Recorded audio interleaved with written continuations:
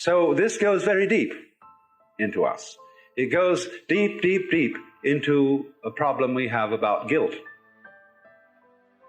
While it is true, therefore, we should do something about changing the situation, the one way of not doing anything about a situation is feeling guilty about it.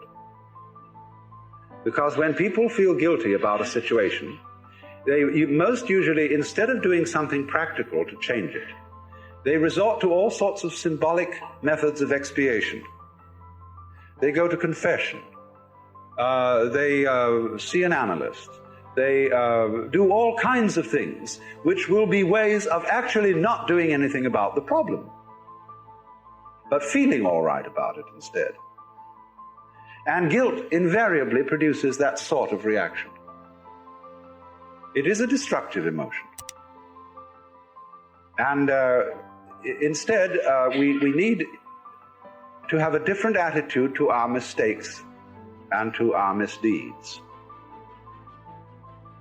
Walt Whitman always admired animals because they do not lie awake at night and weep for their sins.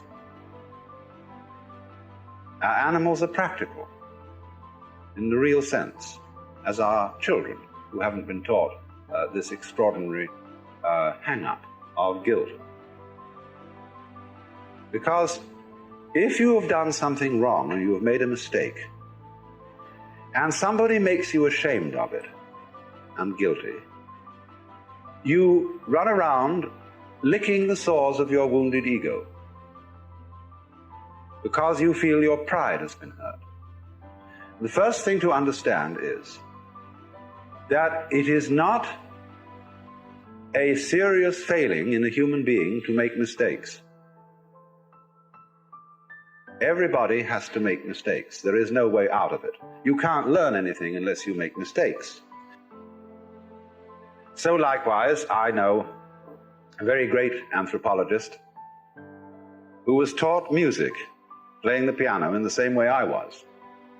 When I was taught music, the school mom who taught me used to put an India rubber, an eraser it's called in this country, on the top of each hand so that I would have my hands in good posture. And every time I'd play a wrong note, she'd hit my fingers with a pencil.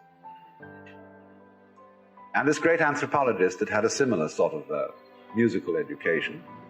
And when confronted with the piano in the presence of an absolutely marvelous teacher in San Francisco, she said she was amazed. He was completely incapable of reading notes. He blocked at everything. So another great teacher of the piano I knew said simply, "You must not be afraid of playing wrong notes. Just forget it. Play it wrong.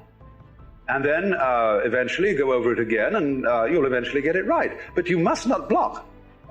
Always keep the same rhythm going, even if you have to slow it down. But keep the proportionate rhythm of one note to another.